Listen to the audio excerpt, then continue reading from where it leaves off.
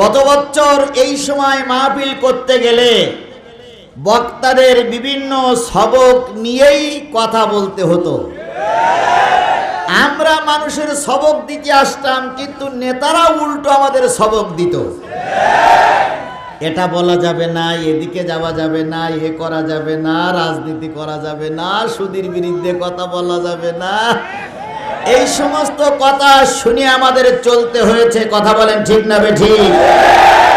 আর যেই বক্তাগুলো তাদের কথা না শুনে কোরআন হাদিসের কথা মতন চলেছে, তাদেরকে অনেক সময় মঞ্চের থেকে অপমান করে তাড়িয়ে দেওয়া হয়েছে, তাদের উপরে অত্যাচার করা হয়েছে, জুলুম করা হয়েছে। কথাটা কি বাড়াই বললাম না ঠিক বললাম?